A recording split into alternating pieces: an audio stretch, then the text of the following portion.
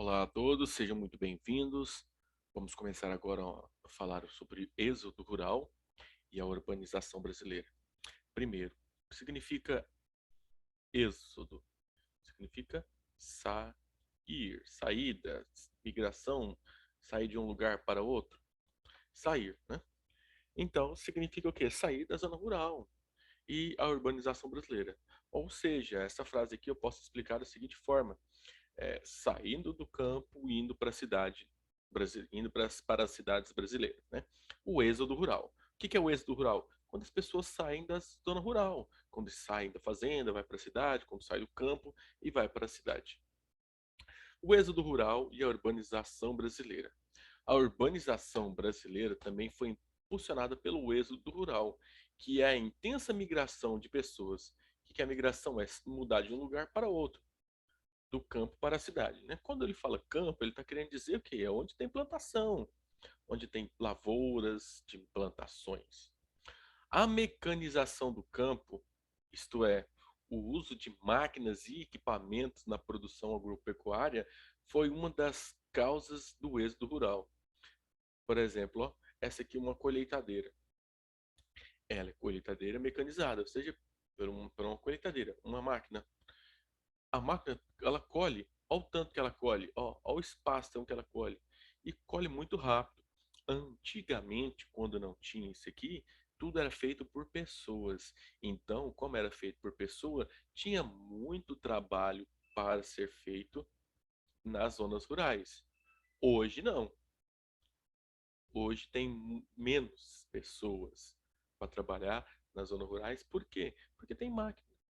Então, essa mecanização possibilitou um grande número da produtividade, aumentou a produtividade, mas também foi responsável pelo desemprego de muitos trabalhadores rurais, porque eles perderam emprego, porque vai trabalhar aonde? Eles vão para a cidade. Observe ao lado a foto de uma máquina agrícola em operação, que eu acabei de falar para vocês. Essa máquina realiza a colheita de uma grande quantidade de grãos. Em pouco tempo, ela faz o trabalho que muitos trabalhadores rurais demoravam dias para realizar. Ou seja, um trabalhador capaz de usar esse tipo de máquina substitui muitos trabalhadores que antes faziam a mesma tarefa. Desempregados e sem condições de garantir o seu próprio sustento e o de sua família, muitos trabalhadores rurais deixaram o campo e migraram para as cidades. Esses migrantes buscavam oportunidades de trabalho nas indústrias e nas atividades de comércio e de serviço, que se desenvolvia rapidamente nas cidades. Aqui, ó, o pessoal chama isso aqui até hoje, né? Esse transporte das pessoas do campo para a cidade, né? Em carroceria de caminhões, como pau de arara. Não sei o significado, porquê desse nome, mas o nome que eles utilizaram é pau de arara. Geralmente, é pessoas que saíram do Nordeste e iam rumo a São Paulo, dentro de caminhões. Hoje é proibido carregar pessoas em carroceria de caminhões. Aí vocês vão responder essas duas perguntas aqui da página 69. De que maneira a mecanização das atividades agrícolas contribuiu para a urbanização? Explique. Vocês vão escrever. Você conhece alguém que migrou do campo para a cidade? Explique também. Página 70. Para ler e escrever melhor. O texto a seguir trata dos lugares por onde a cafeicultura se expandiu ao longo do Brasil. Primeiro, cafeicultura, isso é o quê? As plantações de café. Isso é cafeicultura, a cultura de plantar o café. O café é uma planta originária da África e foi trazido para o Brasil cerca de 250 anos atrás. Até 1850, a produção comercial de café ocorria em partes dos estados do Rio de Janeiro e de São Paulo. Entre 1850 e 1950, o cultivo de café se expandiu para outras partes dos estados do Rio de Janeiro e de São Paulo, além de partes do Paraná, Minas Gerais e Espírito Santo. A partir de 1950, a cafeicultura se expandiu para terras que hoje formam o Mato Grosso do Sul, partes do estado de Goiás e outras partes de Minas Gerais, Espírito Santo e Paraná. Então, de Goiás para até no Paraná, é produzido, né, plantado o café. Aqui mostra imigrantes trabalhando na colheita do café em 1902. Esses imigrantes aqui, ó, ou seja, pessoas que vieram de outros países para o Brasil, a grande maioria veio da onde? Veio da Itália para trabalhar no Brasil nas colheitas do café e outras plantas, né? Aí aqui está perguntando, do que trata o texto? Vocês vão responder para nós. Página 71. Quais expressões utilizadas no texto marcam a passagem do tempo? Expressões, ou seja, frases, né? Explicações. Quais expressões utilizadas no texto marcam a passagem do tempo? Ó, aqui, ó, expressões. Ó. Aqui uma expressão, outra expressão e outra expressão. Então, três expressões de tempo, né? Que utilizaram aqui. Complete as frases de acordo com o texto. A expansão da cafeicultura, que é esse texto aqui, ó.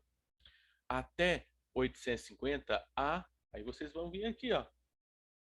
Aqui, só observar esses três parágrafos aqui que vocês vão conseguir responder todos esses aqui, ó. Só fazer continuar a leitura e complementar as lacunas. Lacuna e esse espaço aqui, ó.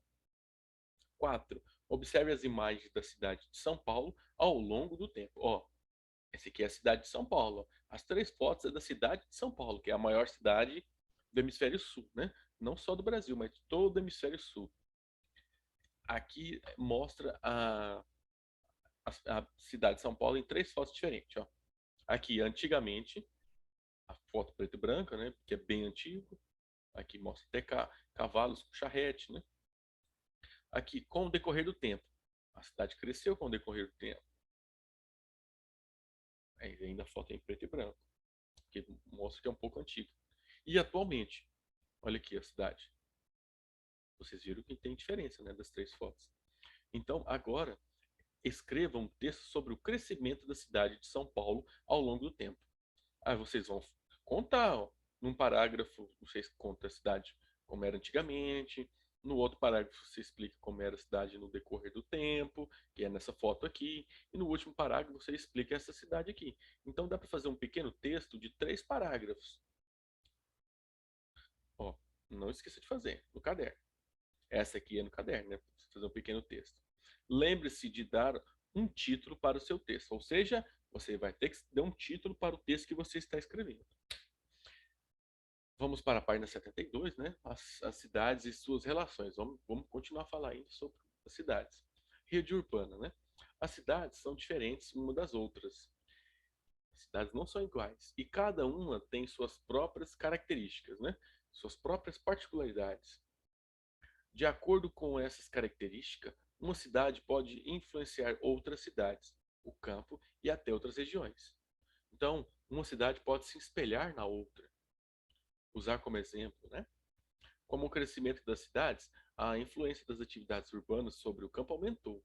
Porém, isso não fez com que o campo e as atividades econômicas típicas do espaço rural, né, desaparecesse. Ainda continua tendo plantações, aí continua, aliás, tem mais plantações do que tinha antes, só que tem menos pessoas por causa das máquinas. O espaço urbano, que são as cidades, e o espaço rural, que é o campo, continuam interagindo por meio de investimentos, da troca de produtos e de serviço e pelo fluxo de pessoas. Porque nós que moramos na cidade precisamos das pessoas que trabalham no campo, porque sem eles, o que nós vamos comer? E da mesma forma, o pessoal do campo precisa de vir para a cidade trazer os produtos dele para ser vendido. Essa interação entre a cidade e o campo e também entre as próprias cidades aumentou e foi transformada pelos avanços tecnológicos, né, nos meios de comunicação e de transporte.